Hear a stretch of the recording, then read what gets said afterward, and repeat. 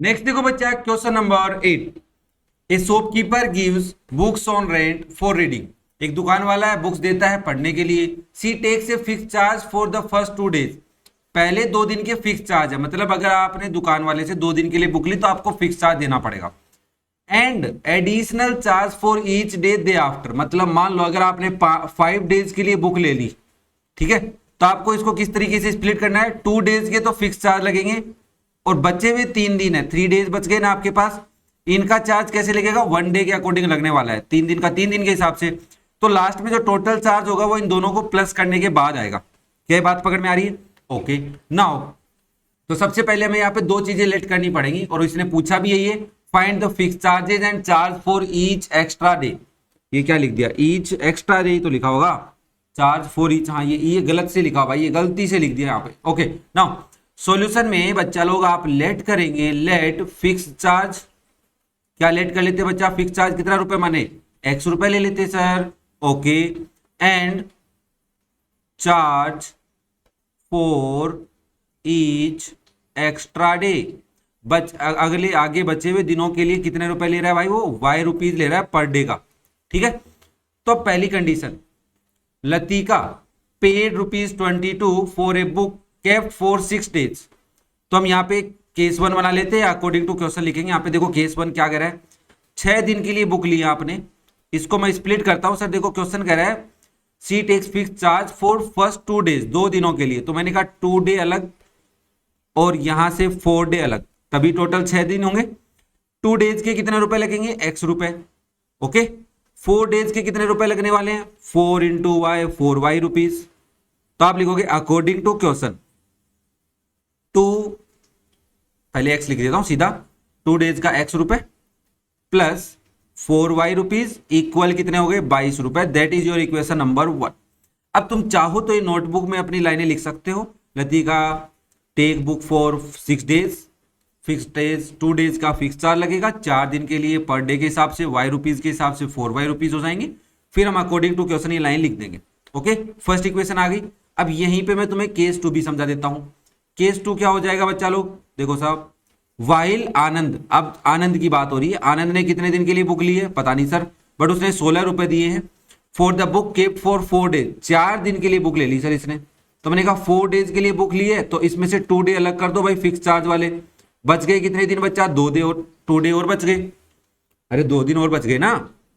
इसके कितने रुपए लगेंगे, x रुपए लगेंगे, बट इसके कितने रुपए लगने वाले हैं सर, एक दिन का y रुपया लग रहा है। तो आप इसको 2 इंटू वाई करोगे तो 2y रुपीज हो जाएंगे। तो आप लिखोगे according to question again x plus 2y equal 16, that is our equation number 2।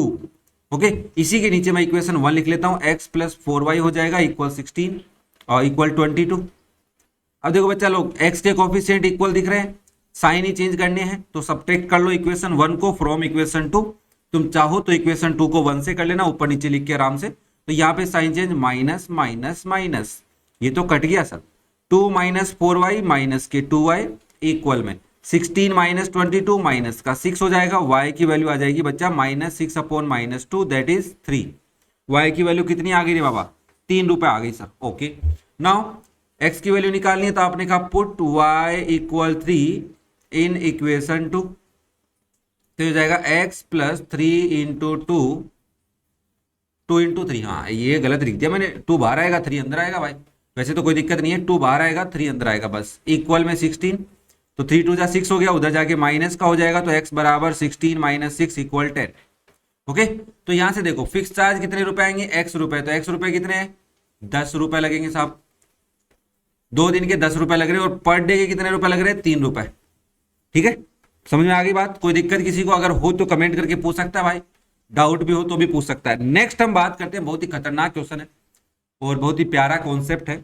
इससे रिलेटेड 2 एग्जाम्पल हमारे पास आए थे, आई थिंक आप लोगों ने उसके वीडियो देख लिए होंगे, नहीं देखें तो बड़ा भाई बड़े सर मानते हो, जो भी आप मानते हो तो आप देख लो, ये तुम्हारी सहूलियत के लिए अच्छी बात है। देखो कह रहा है 2 वुमेन है, ओके 5 मैन है, can together finish a piece of work of embroidery in 4 days, है ना।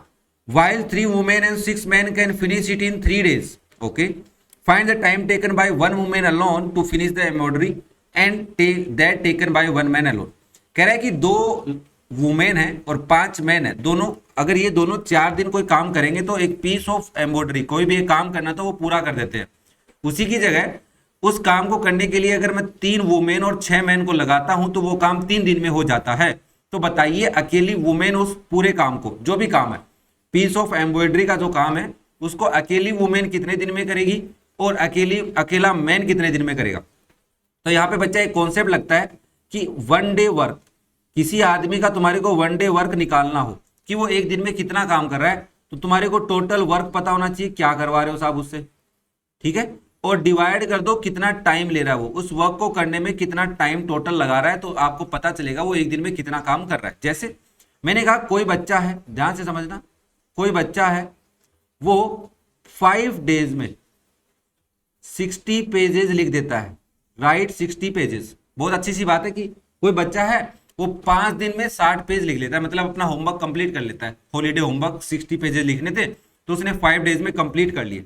तो मैंने कहा भाई साहब ये एक दिन में कितना काम कर रहा होगा, तो आपने कहा टोटल वर्क है 60 पेजेस लिखना और टोटल टाइम कितना लग रहा है, इसको 5 दिन लग रहे हैं, तो 5 का डिवाइड कर देंगे तो आएगा 12 पेजेस। एक दिन में वो लगातार 12 पेज लिख रहा है। अब यहाँ पे बात समझने वाली ये है कि सर जरूरी है क्या वो रेगुलर इक्वल वर्क करेगा। तो मैंने कहा इस टाइप के क्वेश्चन में हमारे को अज्यूम करके चलना है कि जो वुमेन है वो वुमेन्स इक्वल वर्क कर रही है, मतलब एफिशिएंसी सेम है, पर डे सेम है।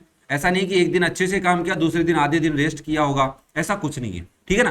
तो ये बात समझनी है। तो यहाँ पे हम वन डे वर्क के कॉन्सेप्ट पे चलने वाले हैं, और जो हमारा टोटल वर्क अगर हमारे को नहीं पता होता है तो हम उसको 1 अज्यूम कर लेते हैं। अगर तुम 1 अज्यूम नहीं करोगे बच्चा, कुछ भी अज्यूम करो, जब आप इक्वेशन बनाओगे तो वो कैंसिल आउट हो जाता है। ओके, नाउ सबसे पहले सॉल्यूशन में आपको क्या लिखना है, आपको टोटल टाइम पता होना चाहिए कि वो जो आदमी है या जो वुमेन है या मैन है वो किसी काम को कितने दिन में कंप्लीट करता है।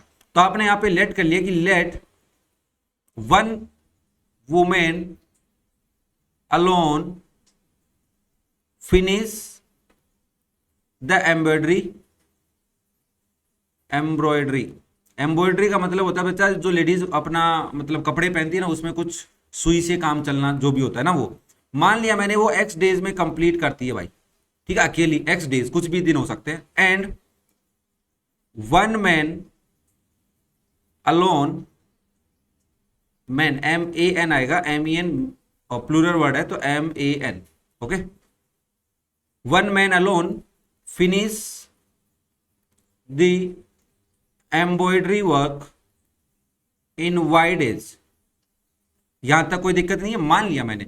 तो मुझे कोई बता सकता है कि 1 वुमेन जो है वो 1 डे में कितना वर्क करेगी, 1 डे वर्क कितना होगा।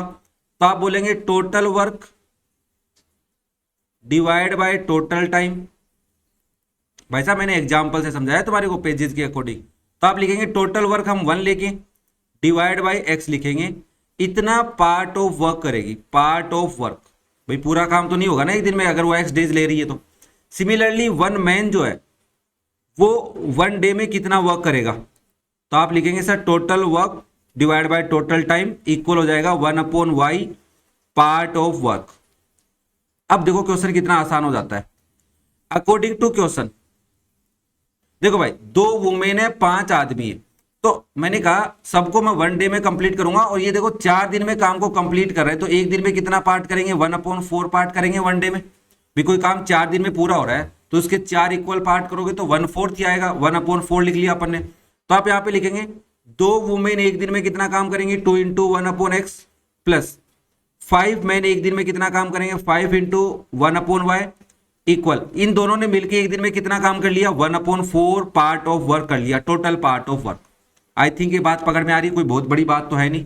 अगर तुम नॉर्मली समझने की कोशिश करोगे समझ में आएगा। मैं कह रहा हूं कि 2 वुमेन एक दिन में इतना काम कर रही है, 5 आदमी एक दिन में इतना काम कर रहे हैं, ठीक है। सभी जो आदमी हैं, जितने भी आदमी जितनी भी औरतें हैं वुमेन्स हैं, वो सबकी एफिशिएंसी बराबर है, कंफ्यूज नहीं होना इसमें। मैंने कहा दोनों ये दो वुमेन है 5 आदमी एक दिन में मिलके कितना काम करेंगे, तो आपने कहा टोटल काम वो 4 दिन में कर रही है तो एक दिन में 1/4 पार्ट करेंगे। भाई मान लो इतनी बड़े जो साड़ी थी उसमें एम्ब्रॉयडरी का काम करना था और 4 दिन में इक्वल काम कर रहे हैं, इतना करा, तो मैंने कहा एक दिन में इतना ही काम करेंगे भाई, टोटल 4 दिन में करना, तो ये कितना काम है, ये टोटल काम का 1/4 है। अब देखो वन सब में ऊपर क्या है, टोटल वर्क ही है ना, तो कट जाता ना, इसलिए मैंने उसको कुछ और कुछ अज्यूम नहीं किया। तो हम जेड करना चाहो तो कर सकते हो, let total work equal Z. फिर यहाँ पे तुम्हें यहाँ पे Z upon X, Z upon Y, Z upon 4 लिखना पड़ेगा, फिर जेड कॉमन लेके काटना पड़ेगा, ठीक है ना। ना यहाँ पे आप इसको सोल्व करके लिखना चाहो तो लिख सकते हैं, वैसे लिखा हुआ ही तो कोई दिक्कत नहीं है। दैट इज और इक्वेशन नंबर 1। एंड दूसरी सिचुएशन क्या कर रहा है भाई, वाइल उसी की जगह 3 women and 6 man can finish it in 3 days।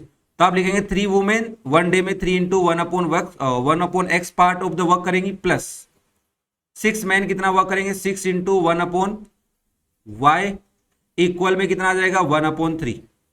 Okay, that is your equation number 2। यहां तक कोई दिक्कत नहीं है इक्वेशन बनाने में। अब क्या करना है सर, अब तो सोल्व करना है इसको। मैंने कहा देखो भाई, आपके पास इक्वेशन है 2/x प्लस 5/y इक्वल में 1/4, that is your equation number 1। और अगले में 3 वुमेन और 6 मैन है, तो आप लिखेंगे 3 वुमेन 3/x, 6 मैन 6/y।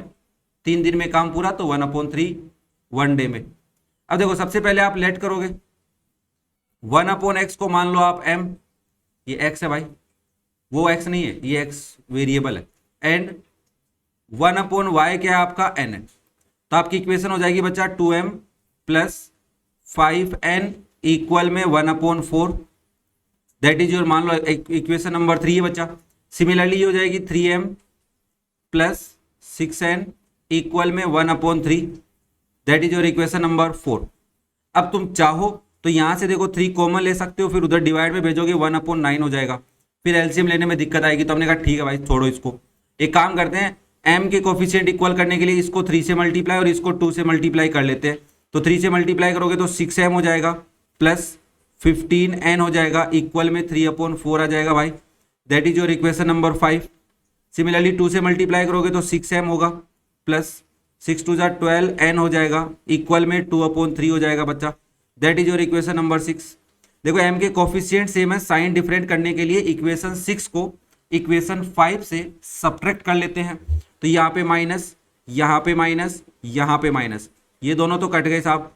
15 में से 12 गए तो 3n बचे, इक्वल में बचेगा सर हमारे पास 3/4 माइनस 2/3। तो इधर एलसीएम लेना पड़ेगा, तो एलसीएम लोगे 12 आएगा बच्चा लोग। 4 का डिवाइड 3 टाइम तो 3 3 जा 9 हो गया, माइनस 3 का डिवाइड 4 टाइम 4 2 जा 8 हो गया। यहाँ पे 3n है, तो इसको क्या लिखने वाले हो ध्यान से देखो भाई, 3n किसके इक्वल आ जाएगा 1/12 के, और यहाँ से n की वैल्यू निकालोगे 3 डिवाइड में मतलब 12 के पास, तो n की वैल्यू हो जाएगी 1/12 इंटू 3, तो ये वैल्यू आ गई बच्चा 1/36। क्या ये बात पकड़ में आई 1/36? ठीक है सर। ना अब पूछा क्या इसने, ओके ओके ओके, चलो बच्चा लो। नाउ अब हम m की वैल्यू निकालते, तो आपने कहा पुट n इक्वल, यहां रख लू, फोर्थ इक्वेशन में रखूंगा क्योंकि 6 से कैंसिल हो जाएगा, n equal 1/36 in equation number 4। तुम चाहो तो 3 में रख सकते हो, ठीक है ना बच्चा लो, कोई दिक्कत नहीं है, तुम चाहो तो रख लेना। तो यहां से n की वैल्यू 1/36 पुट करोगे तो 3m हो जाएगा प्लस 6 इंटू 1/36 हो जाएगा, इक्वल में आ जाएगा 1/3। 6 से 6 टाइम कैंसिल हो रहा है, 1/6 आएगा, उधर माइनस कराओ तो 3m इक्वल हो जाएगा बच्चा 1/3 माइनस 1/6। इधर एलसीएम लोगे तो 6 आएगा, 2 माइनस 1 3m, 3m किसके इक्वल आ गया बच्चा 1/6 के, 3 डिवाइड में भेज दो बच्चा लोग, तो m की वैल्यू आ गई 1/6 इंटू 3, तो ये आ गया 1/18। यहां तक भी कोई दिक्कत नहीं है। चलो फिर नाउ देखो 1/x m है, तो आपका 1/x क्या है बच्चा लोग m, तो आप लिखोगे 1/x किसके इक्वल हो जाएगा 1/18 के, तो यहां से x की वैल्यू आ गई 18, क्या आ गई बच्चा 18। एंड 1/y किसके इक्वल है, n के इक्वल है, तो यहां से इधर लिख रहा हूं ध्यान से देखना, 1/y किसके इक्वल हो जाएगा 1/36 के, और यहां से रेसिप्रोकल करोगे तो y की वैल्यू क्या आ रही है बच्चा लोग 36। अब देखो x क्या है तुम्हारे पास, सर x है वुमेन, कि एक दिन में वुमेन कितने वर्क करेगी, कितने दिन में पूरा वर्क कर देगी, और 1 मैन। अब पीछे आंसर दिया हुआ है 36 और 18 है ना, और मेरे पास वुमेन 1 वुमेन अलोन का टाइम कितना आ रहा है x आ रहा है, मतलब 18 डेज में कर रही, क्या बात पकड़ में आ रही है। और 1 मैन अलोन कितने दिन में कर रहा है भाई? 36 डेज में। अब पहली दिक्कत तो ये कि सर पीछे मैन और वुमेन नहीं लिखा हुआ आंसर में, डायरेक्ट लिखा हुआ 36 और 18। अगर क्वेश्चन को पढ़ते हैं तो पहले वुमेन की बात हो रही है फिर मैन की बात हो रही है, तो अपना आंसर गलत आने के चांस बन रहे हैं। मैंने कहा बात तो सही है, तो मैंने कहा एक सिचुएशन में वैल्यू पुट करके देख लेता हूँ। जैसे इक्वेशन 1 को लेता हूँ मैं, LHS को वेरीफाई कर लेता हूँ। 2 इंटू 1/x 18 है, प्लस 5 इंटू 1/x 36 है। तो इसको सोल्व किया तो ये 9 आ गया। या एक काम करो, 2/18 ही रहने दो, इसको तो 2/18 रहने दो और इसको 5/36 रहने दो। एलसीएम ले लो बच्चा लोग, डायरेक्ट आ रहा है 36। 18 का डिवाइड 2 टाइम 2 2 जा 4 प्लस 5, तो आ गया 9/36। तो आंसर तो 1/4 आ रहा है, मतलब सॉल्यूशन तो सेटिस्फाई हो रहा है अपना। ये सेटिस्फाई किया, मैंने चेक किया बस कि सॉल्यूशन गलत आ रहा है कि सही आ रहा है। तो अपना सॉल्यूशन सही है। वन वूमेन कितने दिन में काम कंप्लीट करेगी बच्चा लोग? वो 18 डेज में कंप्लीट करेगी। और वन मैन कितने दिन में करेगा? 1 मैन अलोन, मतलब उसी काम को, एम्ब्रॉयडरी का जो काम है उसको एक वुमेन अकेली कितने दिन में करेगी? 18 डेज में करेगी। और उसी काम को एक आदमी अलोन कितने दिन में करने वाला बच्चा? 36 डेज में। आई थिंक सारा पार्ट समझ में आया क्वेश्चन का, कैलकुलेशन से और इक्वेशन कैसे बनाई और क्या इस क्वेश्चन के पीछे का कॉन्सेप्ट है। ओके, तो ये था आपका क्वेश्चन नंबर 9। नेक्स्ट देखो बच्चा question number 10। There are 2 examination rooms A and B। Okay, एक रूम A है और एक रूम B है। If 10 candidates are sent from A to B, the number of students in each room is same। मान लो पहले वाले room में X बच्चे थे, दूसरे वाले रूम में Y बच्चे थे। ये कह रहा है कि अगर A रूम से आप 10 बच्चे भेज देते हो B में, तो इसमें कितने बच्चे हो गए? X माइनस 10 हो गए, उसमें कितने हो गए? Y plus 10। तो आप बोला ये बराबर है, इक्वल हो गए। ठीक है। If 20 candidates are sent from B to A, तो इस बात का मतलब ये यहां से 20 बच्चे उधर गए, मतलब इधर आ गए भाई, A में आ गए। Okay sir, the number of students in A is double, तो ये ए में डबल है उधर। बस हो गया क्वेश्चन, इसको सोल्व करना है बच्चा लोग, इजी है, समझ लिया, पढ़ के कोई दिक्कत नहीं आई। तो अब यहां पे क्या लिखने वाले हैं सबसे पहले सॉल्यूशन में? Let number of students in room A X and number of students in room B. Room B में कितने बच्चे हैं? मान ला y। ओके, तो according to question A room से 10 बच्चे भेज दिए तो x माइनस 10 बचे। ओके, इक्वल है y माइनस 10 के। तो आप बार बार इसको अलग लिख सकते हो। 10 students are sent from A to B, तो now students in room A x minus 10, students in room B y minus 10। According to question students are same, तो x minus 10 equal y minus 10। I think ये बात clear है। And फिर वो कह रहा है कि अगर तुम बी वाले में से 10 बच्चे 20 बच्चे किधर भेज दो? ए में भेज दो। तो ए में कितने बच्चे हो गए? x प्लस 20 हो गए। और बी में कितने बच्चे हैं? y माइनस 20 बच्चे हैं। तो अब क्या कह रहा है कि ए में a is double the number of students in b, number of student in a is double the number of students in b, तो यहाँ पे 2 लगा दो। ओके, इनको सोल्व कर लेते हैं और इक्वेशन बन जाएगी। क्या ये बात पकड़ में आ गई भाई? कोई दिक्कत नहीं है किसी को? ठीक है। नाउ इसको मैं इरेज कर लेता हूं एक बार, x प्लस 20 वाले को। इसको पहले सिंप्लीफाई कर लेते ना, तो y को इधर ले आओ, 10 को उधर ले जाओ, तो ये हो जाएगा x minus Y equal minus 10 पहले से उधर है, ये माइनस 10 उधर गया तो प्लस 10। तो x में से y को सब्ट्रैक्ट करोगे तो आंसर आएगा 0। क्या बात है, कितनी गंदी इक्वेशन आई है यार। हाँ है ना? नहीं सर ये गलत कर दिया आपने, इधर बच्चे प्लस आएंगे ना। 10 candidates are sent from A to B, अरे इधर प्लस 10 आएगा सर। मैंने कहा ओके बच्चा, तो ये प्लस 20 हो गया, बस ये ठीक है। ये हो गया आपकी इक्वेशन 1। अरे 0 आना तो गलत हो गया ना फिर तो। वो बोला कि A में से 10 बच्चे B में भेज दो, तो B में प्लस होंगे ना। ये गलती हो गई, छोटी सी मिस्टेक हो गई बच्चा लोग। Now and according to question x में 20 बच्चे आ गए और y से 20 बच्चे भेजे थे B से। अब इसको 2 से मल्टीप्लाई करके लिखो पहले, तो x प्लस 20 किसके इक्वल आएगा बच्चा? 2y माइनस 40 हो जाएगा। अब 2y इधर ले आओ, 20 उधर ले जाओ, तो x माइनस 2y इक्वल में क्या हो जाएगा? Minus 40 minus 20। ये तो ठीक है? अरे हाँ ना बोलो भाई। हाँ सर ये ठीक है। तो मैंने कहा यहां से हो जाएगा x माइनस 2y इक्वल में minus 60। That is your equation number 2। अब दोनों इक्वेशंस को सिंप्लीफाई करनी है, तो आप लिखोगे पहली इक्वेशन है x minus Y equal 20, that is our equation number 1। और सेकेंड इक्वेशन है x माइनस 2y इक्वल में -60, that is our equation number 2।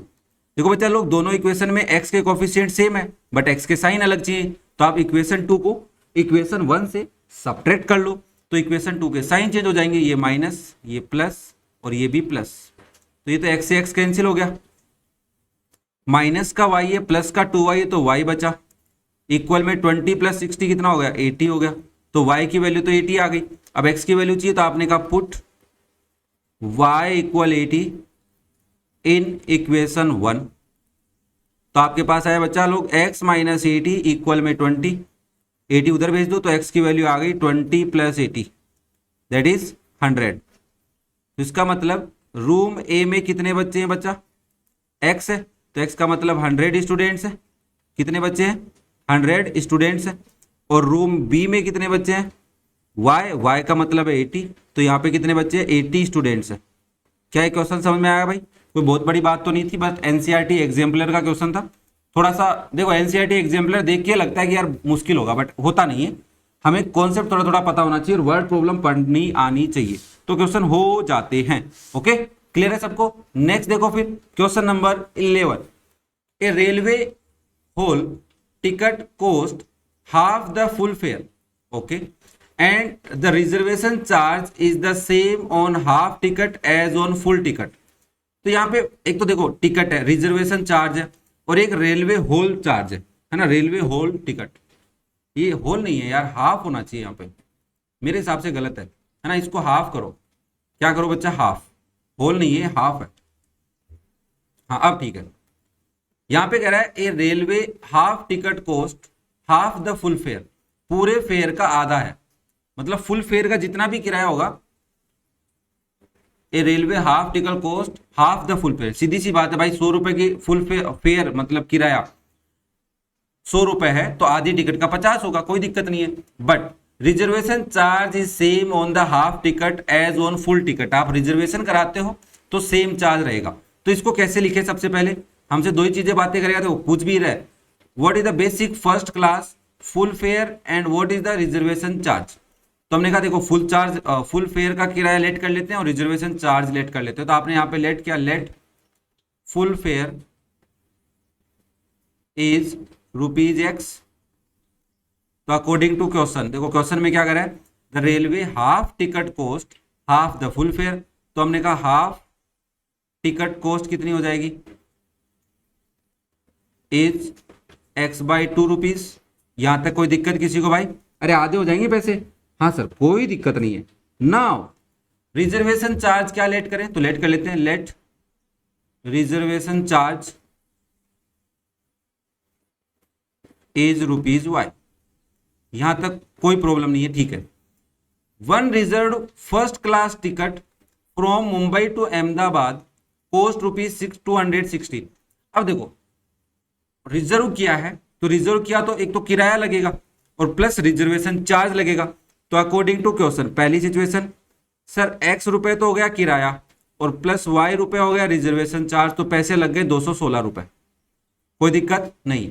And one full and one half reserve first class ticket cost 327। ध्यान से सुनना क्या कह रहा है, ये कह रहा है कि आपने एक तो वन फुल और वन हाफ, तो देखो फुल का किराया कितना हो गया x, हाफ का कितना हो गया x/2। अब ये तो किराया है, रिजर्वेशन क्या लगेगा, सर रिजर्वेशन देखो फुल पे तो फुल लगेगा और हाफ पे भी फुल लगेगा, ओहो दोनों पे भाई, अगर आप एक टिकट करो दो करो सब पे रिजर्वेशन तो लगता ही है ना, इतना तो पता ही होगा यार। तो मैंने कहा फुल टिकट ली तो इसका रिजर्वेशन y, हाफ टिकट ली इसका रिजर्वेशन भी y, क्योंकि क्वेश्चन ने कहा है, क्या कहा है, the reservation charge is same on half ticket as on full ticket, ठीक है। तो रिजर्वेशन हमें फेयर के साथ ऐड करना है और इनका मिला के कितने रुपए हो गए, 327 रुपए हो गए भाई। ये आपकी इक्वेशन 1 है और इसको इक्वेशन 2 बनाने के लिए पहले इसको ऐड करना पड़ेगा, तो एलसीएम लोगे 2 आएगा, तो ये हो जाएगा 2x + x + 2y इक्वल में 327। अब ध्यान से देखो मैं यहाँ पे लिख रहा हूँ, ये हो गया 3x/2 + 2y इक्वल में 327। ओके, इतना ही रखेगा, कुछ और करें, चलो कर लेते हैं, ये यहाँ पे एलसीएम भी ले लेते हैं। तो यहाँ पे बच्चा लोग आप अगर एलसीएम लेते हो एलएचएस में तो 2 आता है, क्योंकि इसके नीचे तो 1 है भाई। तो ये हो जाएगा 3x प्लस 4y इक्वल में कितना हो गया 327। अब इस 2 को उधर मल्टीप्लाई करने भेज दो, और तो क्या करोगे, इससे ज़्यादा तो क्या करने वाले हो आप। तो आपने कहा हाँ सर ये तो करना ही पड़ेगा, तो मैंने कहा मल्टीप्लाई करो।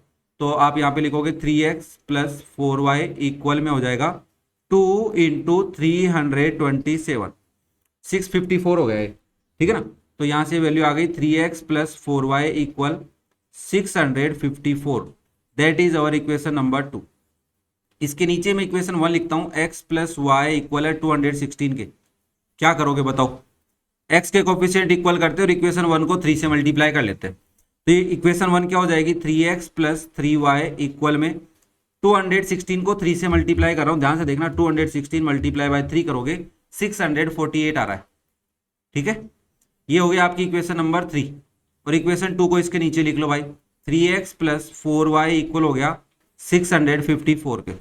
अब देखो क्या किया अपन ने, x के कोफिशिएंट इक्वल किए, साइन डिफरेंट करने के लिए इक्वेशन 2 को इक्वेशन 3 से सब्ट्रैक्ट कर लोगे। तो ये साइन माइनस का, ये भी माइनस का और ये भी माइनस का, ये तो कट गए साहब। 3y माइनस 4y, तो माइनस का y बचा, इक्वल में बचा माइनस का 6। 48 है, 54 है, 6 का डिफरेंस है। हाँ सर, तो यहां से y की वैल्यू कितनी आ गई 6 आ गई।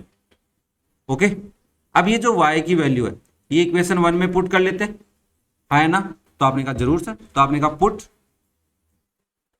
y equal 6 in equation 1। तो इक्वेशन 1 है आपकी x प्लस वाई इक्वल 216। तो x की वैल्यू हो गई बच्चा 216 माइनस 6, x आ गया 210। ओके, तो फुल फेयर का किराया 210 रुपए है और रिजर्वेशन चार्ज 6 रुपए। यही पूछा है, what is the basic first class full fair. Full fair मतलब पूरा किराया, ठीक है, वो कितना है 210 रुपए। तो आप लिखेंगे so full fare is ₹210 and reservation charge, या ओनली रिजर्वेशन फी लिख सकते हैं, चार्ज लिख सकते हैं। मैंने यहाँ पे चार्ज लिख देना बच्चा, वो है ₹6। क्या रुपए लग रहे भाई 6 रुपए लग रहे हैं। कितने लग रहे हैं 6 रुपए। Okay, I think word problem में जो यहाँ पे मेन प्रॉब्लम थी वो ये थी कि 1 फुल 1 हाफ में बच्चा यहाँ पे ओनली वाई ऐड करके निकल लेता है, बट एक बार और वाई ऐड करना होता है। अगर वो कहता कि रिजर्वेशन कम लगेगा आधी टिकट पे तो वो अलग चीज थी, फिर हम उसके अकॉर्डिंग सोचते। ओके, तो ये था बच्चा आपका क्वेश्चन नंबर 11। अगर कोई डाउट है तो कमेंट करके पूछ सकते हो। वीडियो पसंद आ रहे हो तो लाइक करें, दोस्तों के साथ शेयर करें, भूल ना जाना। ओके, और चैनल को सब्सक्राइब करना भी मत भूलना, ठीक है। चलो फिर नेक्स्ट करते हैं बच्चा question number 12। A shopkeeper sell a sari at 8% profit. Percent में गिवन है तो हमें इसको क्या करना पड़ेगा, ओनली प्रॉफिट रुपीज में कैलकुलेट करना पड़ेगा। And a sweater as 10% discount, okay, thereby getting a sum of ₹1008। उसको कितने रुपए मिल रहे हैं 1008 रुपए मिल रहे हैं अगर वो ऐसा काम कर रहा है। If she had sold the sari at 10% profit and sweater at 8% discount, she would have got 1028 rupees. Okay, find the cost price of sari and least price before discount. That is least price का मतलब है mark price. जैसे आप कोई market से कोई चीज खरीदने जाते हो तो शर्ट खरीद रहे हो, पैंट खरीद रहे हो, कुछ भी खरीद रहे हो तो उसके ऊपर टैग लगा होता है, उस टैग पे एक प्राइस लिखी हुई होती है। तो देखो नॉर्मली प्रोसेस क्या होता है, दुकान वाला खरीदता है उसको बोलते हैं कॉस्ट प्राइस, फिर दुकान वाला इसके बाद में लगाता है लिस्ट प्राइस जिसको हम मार्क प्राइस एमपी भी बोलते हैं, याद आ रहा हो। इसके बाद में दुकान वाला क्या करता है, आपको एक डिस्काउंट देता है, वो डिस्काउंट परसेंट में दे रहा है तो डिस्काउंट परसेंट से आपको डिस्काउंट निकालना पड़ेगा। डिस्काउंट क्या होता है, discount percent of mark price. Discount हमेशा दुकान वाला मार्क प्राइस पे देगा, कॉस्ट प्राइस पे नहीं देगा। भाई तुम खुद सोचो, 100 रुपए की शर्ट है मान लो, टी शर्ट है मान लो, कुछ भी मान लो, 100 रुपए का कोई आइटम है। अब 100 रुपए पे वो 10% डिस्काउंट क्यों देगा भाई, 100 में तो वो खरीद के लाया है, तो वो उस पर कुछ लिख देगा, मान लो 150 रुपए लिख दिए। अब वो कह रहा है भाई साहब मैं आपको 25% डिस्काउंट दे रहा हूं। तो अब जो डिस्काउंट का जो अमाउंट है, पैसा जो बनेगा वो किससे सब्ट्रैक्ट होगा, 150 से होगा, ना कि 100 से होगा। फिर तो बेचारे के घाटा लग गया। अब जब डिस्काउंट आ जाता है तो यहाँ पे आती है सेलिंग प्राइस। सेलिंग प्राइस क्या होती है, सेलिंग प्राइस होती है सर मार्क प्राइस में से डिस्काउंट माइनस करते हैं। ओके, अब ये तो केस हो गया डिस्काउंट का। वैसे नॉर्मली प्रॉफिट लॉस का क्या होता है, कॉस्ट प्राइस पे खरीदता है, फिर यहां से वो प्रॉफिट सोचता है या फिर लॉस सोचता है। फिर आता है सेलिंग प्राइस। सेलिंग प्राइस क्या लिखते हैं, कॉस्ट प्राइस में प्रॉफिट ऐड करके बेचेगा, ये सुनो। और अगर उसको नुकसान हो रहा है तो वो क्या करेगा, कॉस्ट प्राइस में से नुकसान को माइनस करके बेचेगा। सेलिंग प्राइस ऐसे बनती है, ठीक है ना। अब ये बात तुम्हें बेसिक आइडिया होगा, इसलिए मैंने इसको इतना इजीली तुम्हें आराम से समझाया है। अब जिसको नहीं आता उसके लिए एक काम और कर सकता हूं मैं, कि आप एग्जाम्पल की वीडियो देखो, वहां पे भी अपने इस बात को डिस्कस किया तो थोड़ा बहुत और अच्छे से समझ में आ जाए। तो आप सॉल्यूशन में क्या करेंगे, लेट देखो सर, स्वेटर पे दे रहा है डिस्काउंट और साड़ी पे दे रहा है प्रॉफिट मिल रहा है उसको, तो आप यहाँ पे लेट करेंगे कॉस्ट प्राइस ऑफ साड़ी। और क्वेश्चन ने लास्ट में बताया भी कि क्या क्या पूछ रहा है, वो कॉस्ट प्राइस ही पूछ रहा है, इसको सीपी बोलते हैं। तो वो मान लिया आपने ₹X एंड लीस्ट प्राइस, ठीक है, इसको मैं LP बोल रहा हूं, ऑफ स्वेटर, ठीक है ना। स्वेटर की लीस्ट प्राइस कितनी मान ली अपने, ₹Y। अब देखो थोड़ा सा ध्यान से देखना, केस 1 आराम से, यहां पे बात हो रही है साड़ी की भाई। साड़ी पे क्या है सर, साड़ी का कॉस्ट प्राइस पता है X रुपए है, और इस पे प्रॉफिट परसेंट दे रखा है कितना भाई, 8%। तो यहां से आप प्रॉफिट निकालोगे, कैसे निकालोगे, profit percent of cost price से निकालेंगे सर। निकालो भाई, तो आप लिखोगे 8% ऑफ X, परसेंट का साइन रिमूव करोगे तो 8/100 हो जाएगा। ऑफ का मतलब होता है मल्टीप्लाई X, तो ये हो गया ₹8X/100, that is the profit. तो सेलिंग प्राइस क्या होती है, कॉस्ट प्राइस प्लस प्रॉफिट होती है। अब पता चलेगा वो कितने रुपए में बेच रहा है, तो आप लिखोगे X प्लस 8X/100, बच्चा लोग एलसीएम लोगे 100 आएगा, है ना, हाँ सर। तो ये हो जाएगा 100X प्लस 8X, और इसको आप लिख सकते हो 108X/100, मतलब वो इतने रुपए में बेच रहा है। अगर यहाँ पे पैसे होते तो डायरेक्ट X नहीं आता, बट X है तो X को मान के चलेंगे। ये तो हो गई साड़ी की बात। अब बात करते हैं स्वेटर की। स्वेटर में क्या हो रहा है साहब, सर इसकी लीस्ट प्राइस पता है ₹Y है, और इस पे डिस्काउंट परसेंट दे रहा है 10%, 10%। ओके, तो यहां से हम डिस्काउंट निकाल सकते हैं, कितने पैसे का डिस्काउंट है, तो वो कैसे निकालेंगे, discount percent of cost price, least price, mark price बोले या लीस्ट प्राइस, तो आप इसको निकालेंगे 10% ऑफ Y। ये हो जाएगा बच्चा 10Y/100, परसेंट का साइन निकालोगे तो नीचे 100 आएगा। अब यहां से सेलिंग प्राइस क्या होगी, लीस्ट प्राइस में से माइनस करना पड़ता है डिस्काउंट को, तो आप यहां पे लिखोगे Y में से माइनस करना पड़ेगा 10Y/100। यहां पे भी एलसीएम लेना पड़ेगा बच्चा लोग, तो 100 एलसीएम आएगा, तो आप लिखोगे 100Y माइनस 10Y, तो ये हो जाएगा बच्चा लोग आपका 90Y/100। ये तो हो गई बात। अब यहां पे अकॉर्डिंग टू क्वेश्चन, हमारे अकॉर्डिंग कितने पैसे में बेच रहा है, इसको इतने पैसे में और इसको इतने पैसे में, दोनों को मिला के कितने पैसे बता रहा है क्वेश्चन, 1008 रुपए। तो आप लिखेंगे according to question 108X/100 plus 90Y/100 equal आ रहा है 1008। मतलब लोग एलसीएम में एलसीएम ले, एलएचएस में एलसीएम ले लेते, तो ये हो जाएगा 108X प्लस 90Y इक्वल में 1008। अब ये जो 100 है आरएचएस में मल्टीप्लाई कर देते तो क्या ऐसा लिखा जा सकता है, 108X प्लस 90Y इक्वल में 100800। That is your equation number 1। यहां तक अगर किसी को कोई दिक्कत है तो पूछ सकता है। यहाँ पे प्रॉफिट है, डिस्काउंट है, इसका थोड़ा सा खेल तुम्हें पता होना चाहिए, नहीं पता तो थोड़ा सा प्रॉब्लम आ सकता है। और वैसे मैंने मेरी तरफ से कोई कमी नहीं छोड़ी है कि डिस्काउंट परसेंट से डिस्काउंट कैसे निकालते हैं, प्रॉफिट परसेंट से प्रॉफिट कैसे निकालते हैं, फिर सेलिंग प्राइस कैसे निकालते हैं। ओके, तो अब बात करते हैं बच्चा केस 2 की, है ना। वो केस 1 बात हो गई, अपनी केस 2 देखो आराम से क्या कह रहा है। केस 2 में सब फिर से बात करेगा साड़ी की, ओके, फिर से बात करेगा स्वेटर की। पहले साड़ी की बात करते हैं। हमारे पास साड़ी की कॉस्ट प्राइस है X रुपए। ये कह रहा है if she had sold the sari at 10% profit, तो अब प्रॉफिट परसेंट कितना है, 10%। तो क्या बच्चा मैं यहां से प्रॉफिट लिख सकता हूं 10% ऑफ X, और इसको क्या मैं 10X/100 लिख सकता हूं, कोई दिक्कत किसी को भाई। और यहां से बच्चा लोग सेलिंग प्राइस क्या हो जाएगी, कॉस्ट प्राइस प्लस प्रॉफिट। अगर लॉस होता तो माइनस कर देते, तो आप लिखेंगे sir X plus 10X/100, LCM लेके ऐड करेंगे तो ये हो जाएगा 110X/100। ठीक है, अब बात करते हैं स्वेटर की। स्वेटर की हमारे पास क्या है सर, यहां पे हमारे पास लीस्ट प्राइस है ₹Y, ओके, और ये क्या कर रहा है 8% डिस्काउंट दे रहा है। तो डिस्काउंट परसेंट कितना है, 8%। तो यहां से आप डिस्काउंट निकालेंगे तो क्या आएगा, 8% ऑफ वाई आएगा बच्चा। तो इसको आप लिखेंगे sir 8y divide by 100।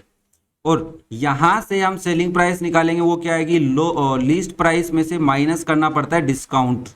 Percent और डिस्काउंट में अंतर होता है। डिस्काउंट परसेंट का मतलब है परसेंट में क्वांटिटी, बट ओनली डिस्काउंट की मैं बात कर रहा हूं तो वो पैसे में बात कर रहा हूं। ठीक है, तो लीस्ट प्राइस कितनी है, y माइनस 8y अपॉन 100। ये देखो ध्यान से, माइनस हो गया बच्चा लोग, ठीक है ना। तो यहाँ पे एलसीएम लोगे वापस से, तो क्या आएगा एलसीएम, एलसीएम आएगा सर 100, ये हो जाएगा 100y माइनस 8y, और दैट इज 92y अपॉन 100। तो अकॉर्डिंग टू क्वेश्चन इस केस में कितने रुपए के बेच रहा है, दोनों चीजें मिला के वो 1028 में। तो आप लिखोगे according to question 110x divide by 100 plus 92y divide by 100 equal होगा सर 1028। ओके, यहाँ पे एलसीएम लोगे तो 100 आएगा, ये हो जाएगा 110x प्लस 92y इक्वल में 1028, और ये 100 उधर मल्टीप्लाई हो जाएगा, तो ये हो जाएगा बच्चा 110x प्लस 92y इक्वल में 102800। That is your equation number 2। I think equation 1 और 2 कैसे आई, यहां तक सारी बात क्लियर है, कोई डाउट नहीं है। फिर भी अगर लगे तो टाइम स्लॉट के साथ आप मुझे कमेंट करके पूछ सकते हैं। अब देखो बच्चा लोग, आपके पास इक्वेशन 1 और 2 आपकी नजरों के सामने आ चुकी है। अब हमने देखा कि सर यहाँ पे 108 है, यहाँ पे 110 है, और अगर हम इनमें 2 कॉमन भी ले ले, मान लो 108 और 110 का अगर आप एलसीएम लेने जाओगे तो बहुत बड़े नंबर से आपको इक्वेशन 1 और 2 को मल्टीप्लाई करना पड़ेगा। सिमिलरली 90 और 92 में तो सीधा सा पता ही चल रहा है, 2 का डिवाइड कर लो 45 और 46 आ गया। अब देखो 45 से और 46 से मल्टीप्लाई करना पड़ रहा है।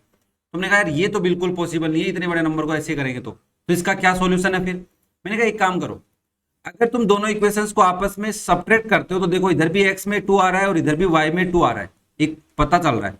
कई बार सब्ट्रैक्शन से आता है, कई बार एडिशन से भी ऐसा हो सकता है, बट हमने यहाँ पे किया कि एक काम करते हैं, सब्ट्रैक्ट करते हैं भाई। सब्ट्रैक्ट इक्वेशन 1 फ्रॉम इक्वेशन 2, क्योंकि देखो इक्वेशन 1 में बड़े नंबर है, x का कोफिशिएंट छोटा है, y का बड़ा है, तो इसलिए मैं इक्वेशन 1 को 2 से सब्ट्रैक्ट कर रहा हूं। तुम चाहो तो इक्वेशन 2 को 1 से कर सकते हो।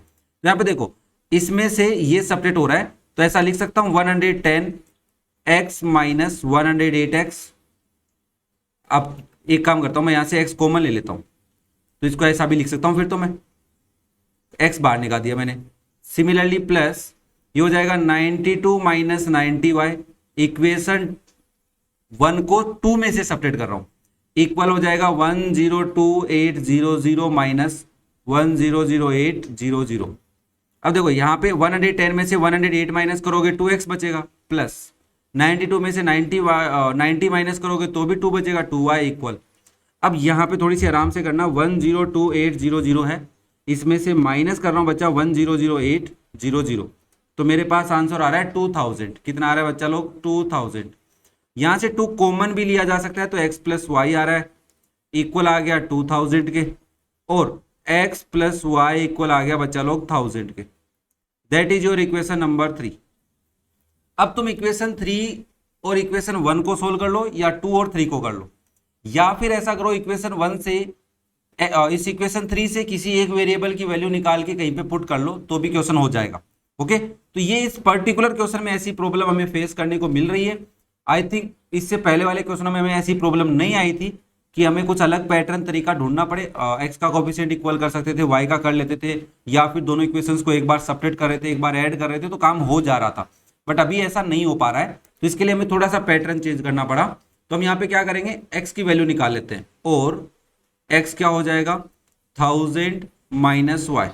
अब ये जो x की वैल्यू है, आप चाहो तो इक्वेशन 1 में रखो या 2 में रखो, तो आपने कहा put x equal 1000 minus y in equation 1, तो हो जाएगा बच्चा 108 into 1000 minus y plus 90y equal में 100800। 108 से मल्टीप्लाई करोगे तो 108000 minus 108y plus 90y equal में आ गया भाई लोग 100800। अब देखो 108 यहाँ पे करता हूँ, ध्यान से देखना भाई, कैलकुलेशन पार्ट है, कई बच्चे इसमें कंफ्यूज हो जाते हैं। मैंने कहा इन दोनों को सेपरेट करता हूँ पहले तो ये हो गया मेरे पास 90 10 और 8 18, माइनस का 18y आ गया, प्लस का यहाँ पे क्या है 10800 है 3 बार, फिर है इक्वल में 100800। अब एक काम करते हैं, इस 18y को तो उधर ले चलते हैं और इस वाले को इधर ले आते हैं, तो आपके पास 108000 माइनस 100800 इक्वल हो जाएगा बच्चा लोग 18y के, और यहां से आपके पास 18y इक्वल क्या बचेगा, ध्यान से सब्ट्रैक्ट कर रहा हूं मैं, कैलकुलेटर से कर लेता हूं, आप आराम से प्रैक्टिस करना, कोई दिक्कत आए तो मेरे से पूछ लेना भाई। सब्ट्रैक्शन में तो क्या ही दिक्कत आएगी, तुम क्या ही पूछोगे मेरे से, फिर भी मेरी आदत है ना। तो यहाँ पे लिखोगे 7200, ठीक है 7200 आ रहा है, और यहाँ से y की वैल्यू क्या आ गई 7200 डिवाइड बाई 18, और 18 का डिवाइड कितने टाइम जाता है 72 में 4 टाइम, तो ये y की वैल्यू आ गई बच्चा लोग 400। अब ये जो y की वैल्यू इक्वेशन 3 में पुट कर लो, तो आपने कहा put y equal 400 in equation 3 में पुट करोगे तो x प्लस 400 इक्वल 1000 हो जाएगा, और यहां से x की वैल्यू आ जाएगी आपके पास 1000 माइनस 400 दैट इज 600। ओके, अब देखो x क्या था आपका, सर हमने लेट किया था, तो x है कॉस्ट प्राइस ऑफ साड़ी और y क्या है लिस्ट प्राइस ऑफ स्वेटर, तो आप यहाँ पे लिखेंगे so cost price of sari, sari की कॉस्ट प्राइस क्या आ रही है सर, साड़ी की cost price, sari ISAREE equal rupees x है 600 and least price of sweater, sweater की लीस्ट प्राइस क्या आ गई रुपीज 400। थोड़ी सी कैलकुलेशन थी, बाकी क्वेश्चन बड़ा ही है क्योंकि बातें बहुत ज़्यादा है इसके अंदर, सेलिंग प्राइस कॉस्ट प्राइस को समझना जरूरी है। कई बार तुम्हारे को 100 प्लस 8 100 माइनस 10 ऐसे लिखा हुआ भी मिल सकता है, तो उसको भी आप समझ लेना, आपको जहाँ मिले। फिर भी कोई दिक्कत आई तो मेरे से पूछ सकते हो, आपके सर और आपका बड़ा भाई आपके लिए हाजिर है। लास्ट क्वेश्चन बचा है क्वेश्चन नंबर 13, आराम से पढ़ेंगे आराम से करेंगे और इसी के साथ चैप्टर भी कंप्लीट कर ही देंगे। क्या कह रहा है भाई ये क्वेश्चन कह रहा है साहब, in a competitive examination 1 mark is awarded for each correct answer and while half marks deducted for every wrong answer. Okay, Jayanti answered 120 questions and 90 got marks. Okay, how many questions did she answer correctly? कितने उसने सही answer दिए थे, तो हमने कहा देखो हमारे पास दो चीजें यहाँ पे, करेक्ट आंसर है और रॉन्ग आंसर है, तो हम यहाँ पे सॉल्यूशन में सबसे पहले यही लेट करेंगे, late number of correct answers, कितने करेक्ट आंसर उसने किए वो कितने हैं, x नंबर है क्वेश्चन के, है ना, कितने क्वेश्चन थे x क्वेश्चन थे, and number of wrong answer, कितने गलत किए, इस ये कितने क्वेश्चन है, ऐसे कितने क्वेश्चन है जिनके आंसर उसने गलत किए y। अब देखो पहली बात उसको 90 नंबर मिले, दूसरी बात जयंती आंसर्ड 120 क्वेश्चंस, उसने 120 क्वेश्चन ही अटेम्प्ट किए, तो क्या मैं ऐसा लिख सकता हूं अकॉर्डिंग टू क्वेश्चन कि sir number of correct answer plus number of wrong answer equal 120, क्योंकि उसने अटेम्प्ट ही इतने किए थे, that is our equation number 1। अब बात करते हैं मार्क्स की, करेक्ट आंसर के कितने नंबर मिल रहे हैं 1 मार्क्स, तो 1 इंटू एक्स हो गया, 1 into x minus half into y, भाई कटेंगे वो कितने कटेंगे, हाफ नंबर कटेगा जितने गलत किए उनके, मान लो उसने वाई क्वेश्चन गलत किए तो कितने नंबर कटेंगे, half into y, x question उसने सही किए तो कितने मार्क्स मिलेंगे 1 इंटू एक्स, और दोनों को मिला के भाई मिले हैं उसमें से घटाना पड़ेगा, कितने नंबर आ गए टोटल और उसके 90, तो यहाँ पे मैं इसको लिख सकता हूँ x minus y by 2 equal 90, और बच्चा लोग मैं तो एलसीएम भी लेने वाला हूँ यहाँ पे, तो ये 2 आएगा, ये हो जाएगा 2x माइनस वाई इक्वल 90, 2 को मल्टीप्लाई होने भेज देंगे उधर, तो हो जाएगा 2x minus Y equal 180, that is our equation number 2। इसी के नीचे मैंने इक्वेशन 1 लिख दी, x plus y equal 120, that is my equation number 1। काम हो गया आसान क्योंकि y के कोफिशिएंट इक्वल है, ये कट गए साहब, दोनों इक्वेशंस को ऐड किया, 2x प्लस x हो गया 3x इक्वल हो गया 300, 200 और 80 प्लस 20 100। यहां से बच्चा लोग x की वैल्यू आ गई, कितनी आ गई 300 डिवाइड बाय 3 दैट इज 100, और x की वैल्यू आते ही बच्चा बोला बस सर रुक जाओ यहाँ पे, मैंने कहा क्यों, क्योंकि सर उसने करेक्ट आंसर ही पूछा, तो हम आप डायरेक्ट लिख सकते हैं 100 अच्छा रोंग नहीं पूछा क्या, इसलिए अपने y की वैल्यू भी नहीं निकालेंगे। वैसे अपने को पता है x प्लस वाई 120 है, तो y की वैल्यू 20 है, तो आप लिखेंगे so C answer 100 questions correctly. I think एक बात समझ में आ गई, इजी सा क्वेश्चन था। देखो यार एक ही स्लाइड, वो भी आधे में हो गया, तो मेरे हिसाब से इससे आसान क्वेश्चन तो नहीं हो सकता, फिर भी देख लेना इसको। कोई भी डाउट तुम्हें पर्टिकुलर चैप्टर में लगे, चैप्टर 1 2 3 अपन ने बहुत ईमानदारी से पढ़ लिए, बाकी चैप्टर्स आपको अगर प्रीवियस आर डी शर्मा के देखने, आई बटन डिस्क्रिप्शन में या चैनल पे जाके आप देख सकते हो, प्लेलिस्ट अरेंज है एकदम प्रॉपर तरीके से, चैप्टर 1 से लेकर लास्ट चैप्टर 16 तक, प्रोबेबिलिटी तक, है ना। कोई भी दिक्कत हो तो आप वहां से चेक कर सकते हो। आपको अगर आपको ज्यादा क्वेश्चन पढ़ने तो उसमें ज्यादा थे तो वो देख सकते हैं। बाकी अपन इस साल का सिलेबस तो कंप्लीट कर ही रहे हैं, रेगुलर आपकी क्लासें हो रही है। कैसे लग रहे हैं आपको वीडियो, कमेंट करके बताएं। वीडियो पसंद आए हैं तो लाइक करें, दोस्तों के साथ शेयर करें, और एक प्यारा सा कमेंट करके मुझे बताते रहें साथ साथ में, और चैनल को सब्सक्राइब जरूर कर लें। Thank you, have a nice day and best of luck for your future. Bye बेटा।